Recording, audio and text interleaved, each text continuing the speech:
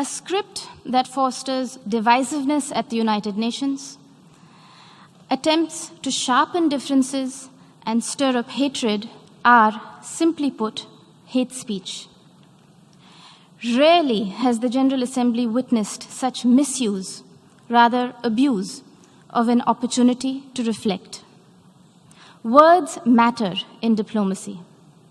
The invocation of phrases such as pogrom, bloodbath, racial superiority, pick up the gun, and fight to the end reflect a medieval mindset and not a 21st century vision.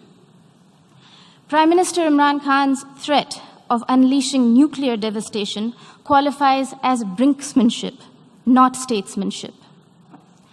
Even coming from the leader of a country that has monopolized the entire value chain of the industry of terrorism, Prime Minister Khan's justification of terrorism was brazen and incendiary. For someone who was once a cricketer and believed in the gentleman's game, today's speech bordered on crudeness of a variety reminiscent of the guns of Dara Adam Khel.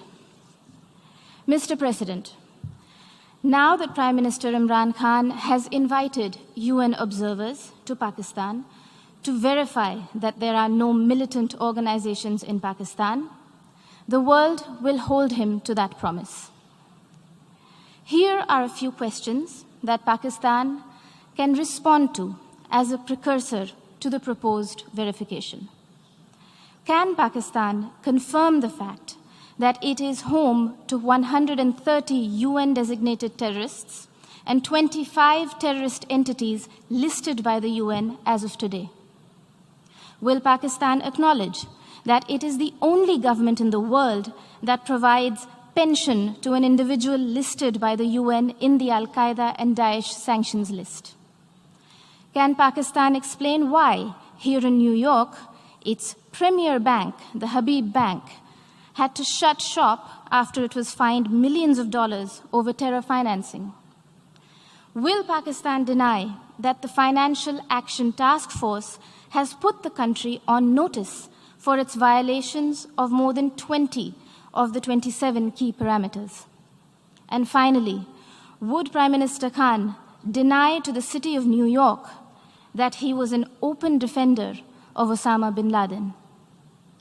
Mr. President, having mainstreamed terrorism and hate speech, Pakistan is trying to play its wild card as the newfound champion of human rights.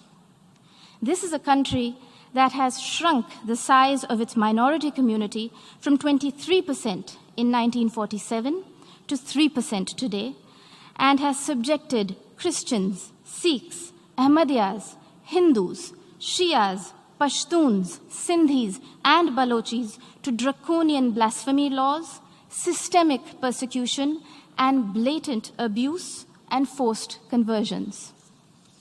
Their newfound fascination for preaching human rights is akin to trophy hunting of the endangered mountain goat, the markhor.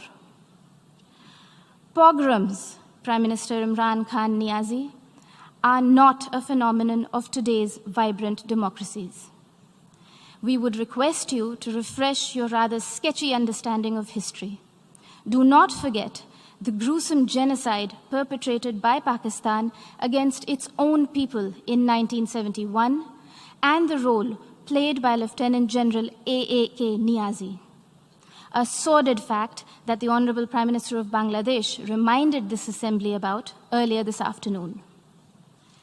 Mr. President, Pakistan's virulent reaction to the removal of an outdated and temporary provision that was hindering development and integration of the Indian state of Jammu and Kashmir stems from the fact that those who thrive on conflict never welcome the ray of peace. While Pakistan has ventured to upstream terrorism and downstream hate speech there, India is going ahead with mainstreaming development in Jammu and Kashmir. The mainstreaming of Jammu and Kashmir, as well as Ladakh, in India's thriving and vibrant democracy with a millennia-old heritage of diversity, pluralism, and tolerance is well and truly underway. irreversibly.